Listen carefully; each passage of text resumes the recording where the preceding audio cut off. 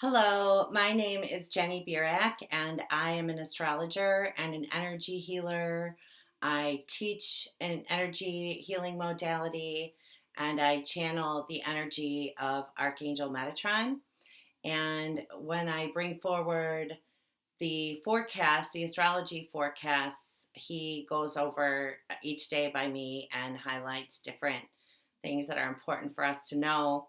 I wanted to thank all of my subscribers and everyone who's new to my channel and just recap a little bit about what's been going on since the beginning of the year when I started doing these forecasts at the time weekly. I started on Blog Talk Radio, and when Metatron told me it's time to move, to do it, it's time to do it. And I worked up the nerve, which is easy to do when Archangel Metatron is telling you that it's time for something. And I looked over the energy for the year again, and I said to him, what am I going to say about these energies? And he said, these are the energies that bring down kingdoms. So while that's true collectively, and he meant politically and, globally, as in climate change events, different things that are going to go on through the year. Um, we've been building to a lot of that coming up.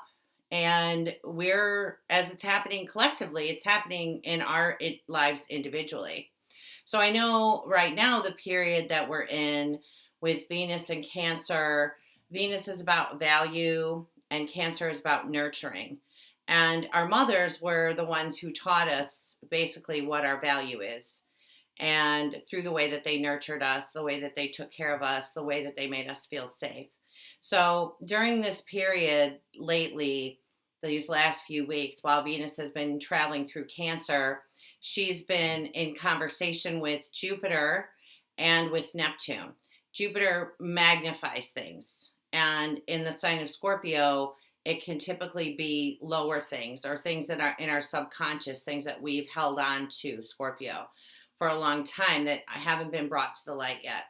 So, and then with Neptune in Pisces, Neptune is so expansive that it's about like what goes on beyond the veil. It's our subconscious mind, it's our dream time. So all of these energies working together. If you had a stressful relationship with your mother, maybe she didn't show you, maybe she wasn't nurturing, maybe she was a bit detached, or she never told you how valuable you are and you didn't get that from her, then it's going to hurt right now. Because with Mars in conjunction with the South Node, Mars is, aggression and anger.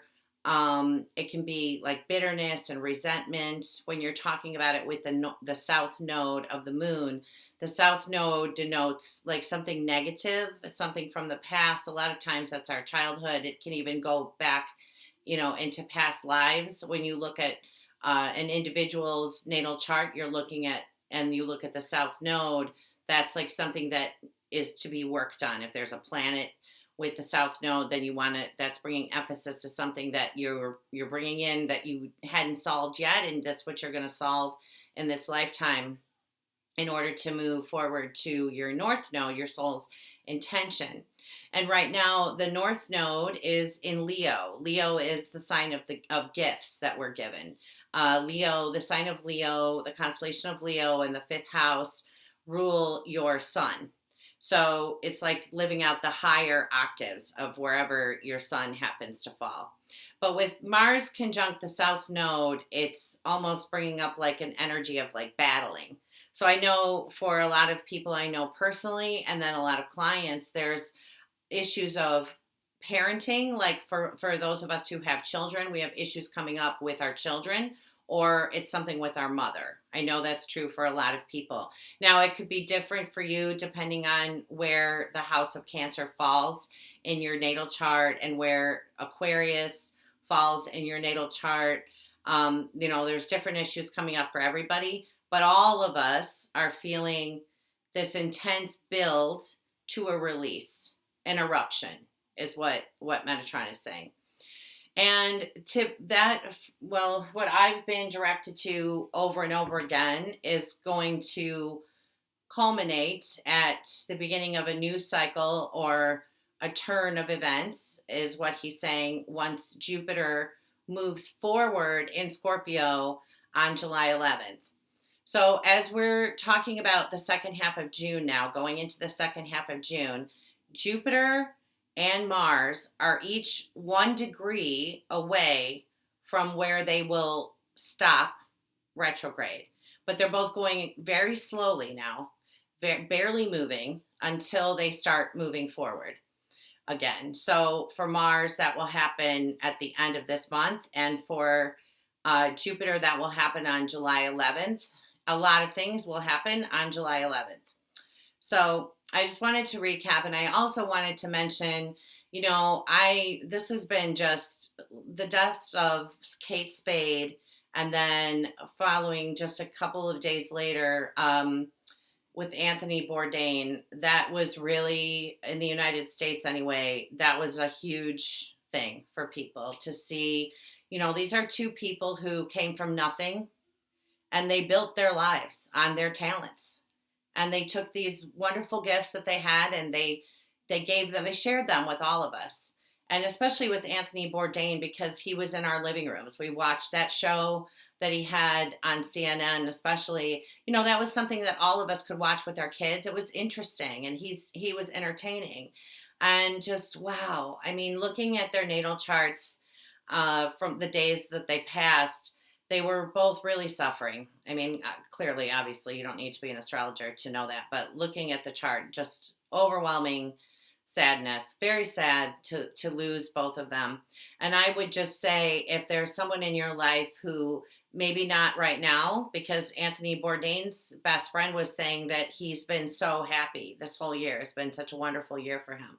But if you know anyone who's ever, or you, suffered from depression, do call that person. Even if it's someone that you maybe had to excommunicate from your life, is what I heard. Just let them know that, you're thinking about them, that you forgive them for what's gone on.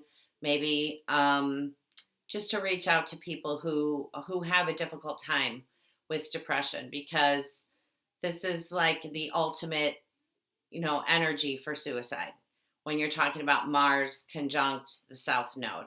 Again, that depends on, each person's chart individually, but depression abounds is what Metatron is saying for so many people.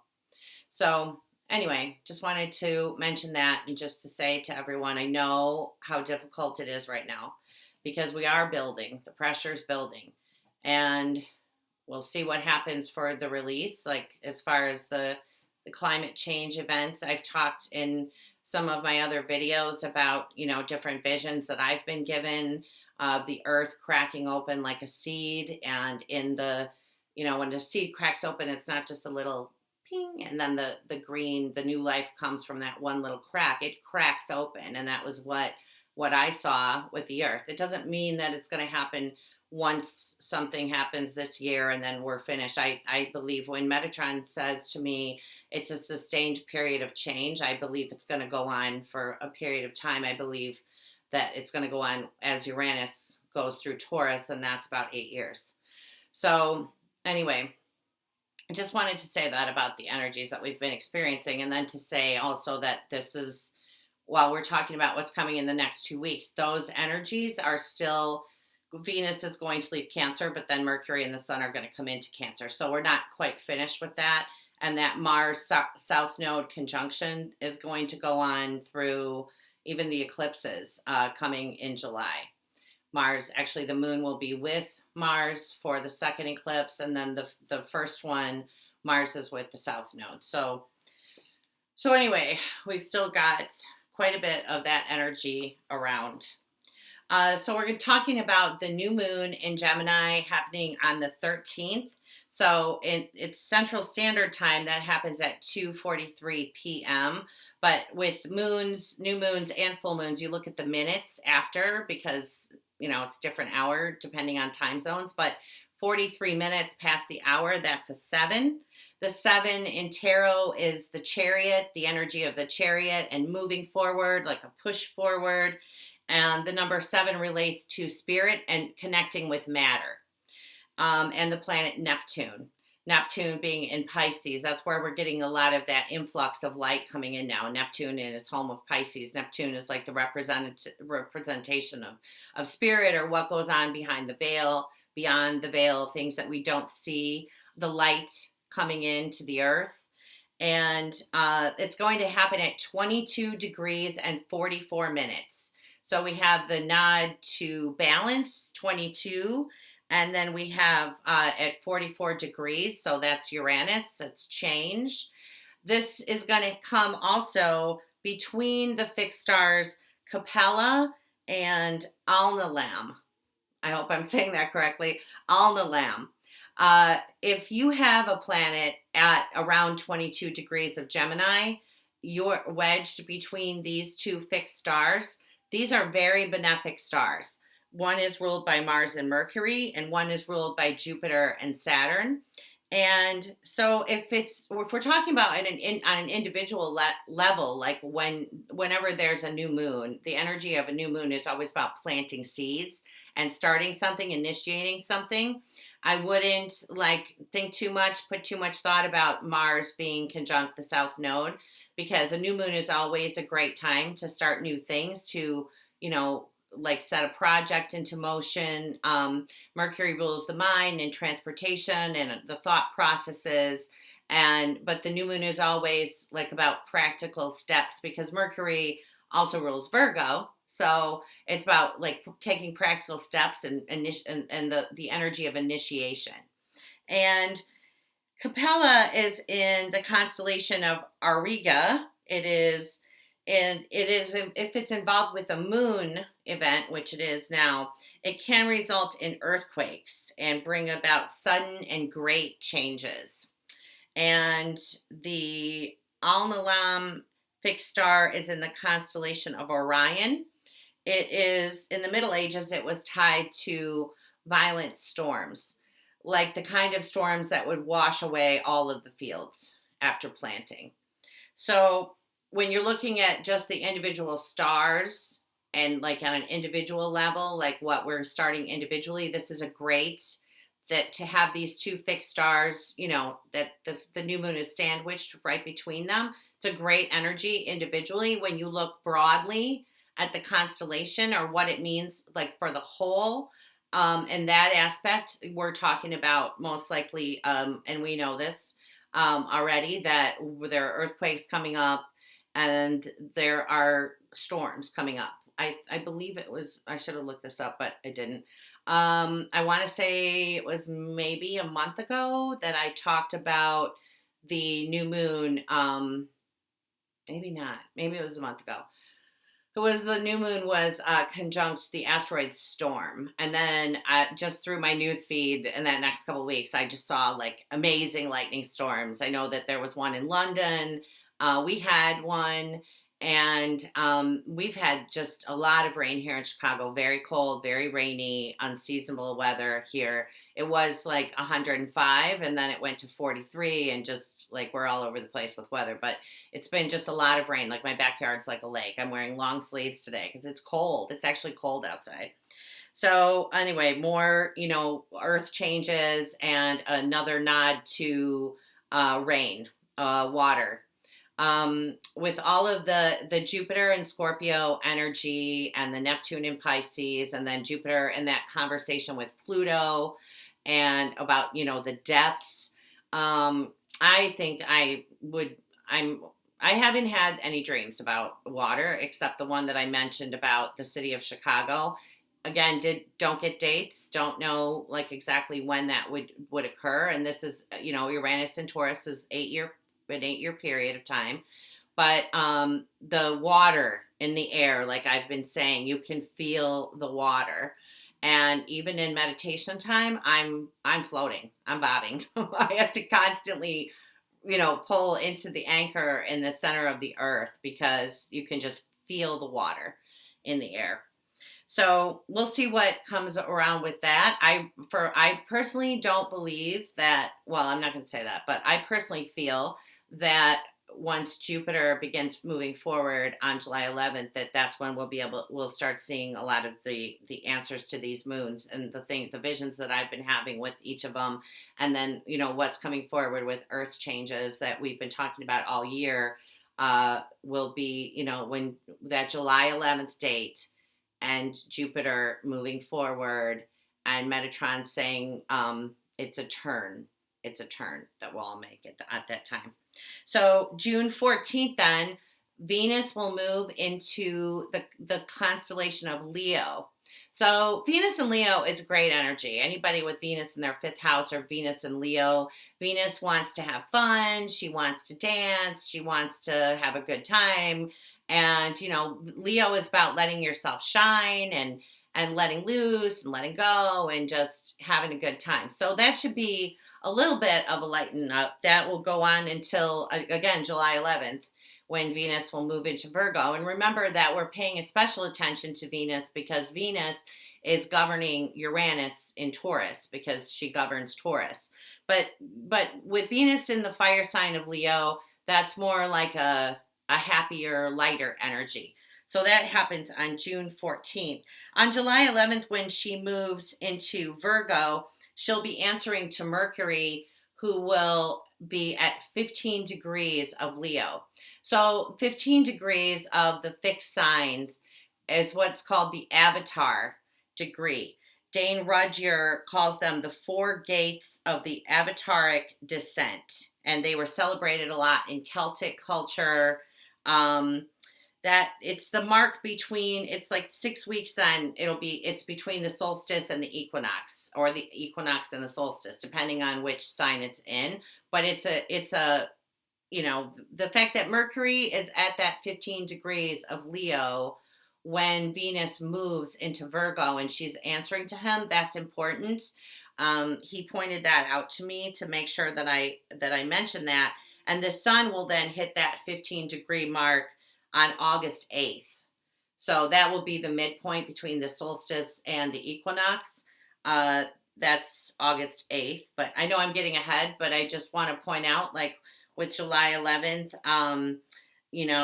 that there's a Cancer, the solar eclipse coming in Cancer then happens on the 12th for us in the United States, the 13th for Europe, and that's, right after that July 11th date, we'll have Saturn at 4 degrees and 44 minutes of Capricorn, and the nodes of fate will be at 5 degrees and 55 minutes, and that eclipse will oppose Pluto.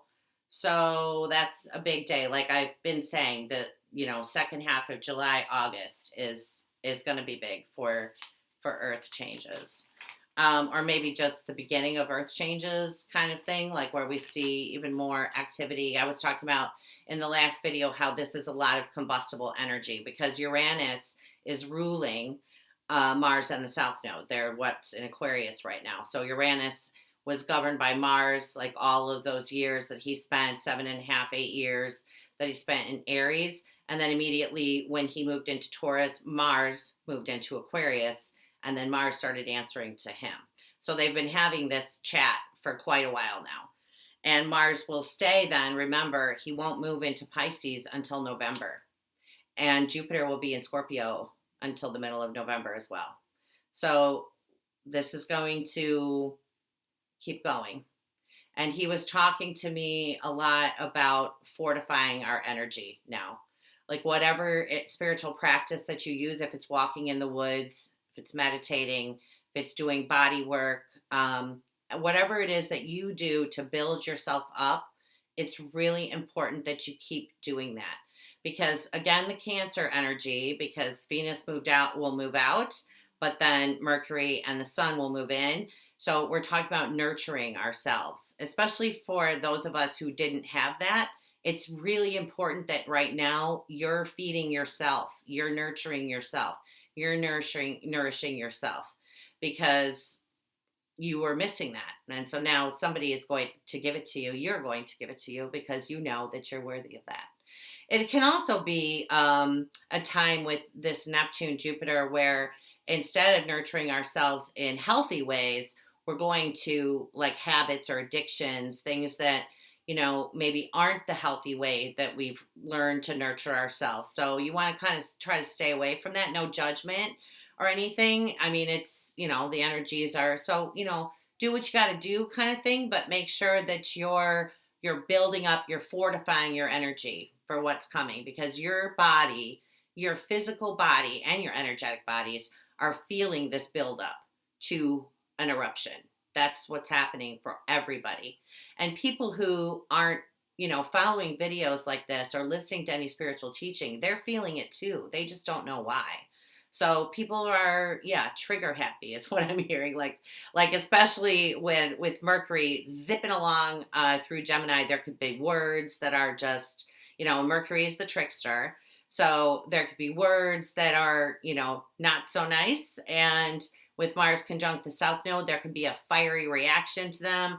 Just try to kind of, I'm not saying isolate yourself, but pull back like for social media, for like watching television. Be careful what you're putting in, because you're also feeling that too. You don't want to have, you can always wake up in the morning, ask Metatron, ask Michael, ask Mother Mary to clear your energy, and then do it again before you go to sleep at night. I do it sometimes. I mean, I do it like going into the white light in the meditation that I know, but I also ask them too, especially if I'm running around doing errands and you can just feel like, oh, I don't know what's going on, but something's in there that doesn't need to be.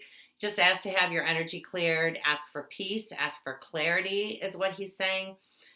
With the Mercury then moving into Cancer on the 12th, he's going to move into Cancer just before that new moon. And when the new moon happens, he's going to be in a loose opposition to Saturn, but it's an opposition. It's still, they're about 4 degrees apart, but Saturn's a big guy. Mercury moves very quickly. So you can look at that in a way, like I was talking about planting the seed.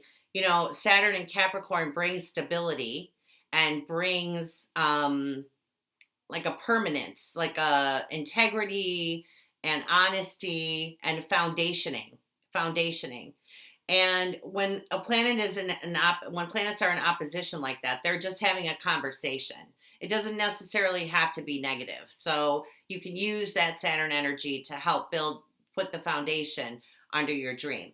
But when Mercury moves into Cancer, we're going to be communicating from a place of emotion. And then, like I said, Mars conjunct the South Node, it can be like the emotion of anger. But what people tell you around that time, because of the Saturn opposition, it could be harsh, but I would be surprised if it wasn't the truth. So you want to just listen to people, hear them, validate what they're saying. Doesn't mean you have to agree with it, but just I hear what you're saying sometimes will solve a plethora of problems going on between the two people. If one person just acknowledges that they're, giving validation to what the other person is saying. And then on Friday, the 15th, Mercury will oppose Saturn, that's when that energy will come completely to fruition. On the 19th, Mercury will trine Jupiter and then move on to Neptune on the 20th. So that's where you can get like, is that true? I don't know if that's so true. That's where you kind of want to be, because with Neptune involved, there's always a question of whether or not something is, whatever is revealed, if it's valid. And you also want to pay attention then with that trine to Jupiter, because of Jupiter and Scorpio could be a secret. Could be secrets coming out collectively or individually on. And then we're going to begin on Thursday, the 21st, on the sun will move into Cancer. So we have the summer solstice energy. Jupiter will trine the 20th.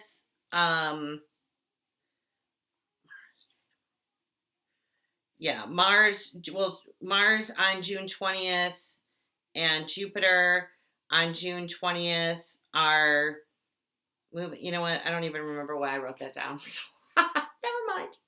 June 22nd, Venus. Oh, yeah. On the 20th, we'll start to feel the opposition building to June 22nd when Venus will be connected to the north node of the moon while Mars is still with the south node of the moon, and they'll oppose one another.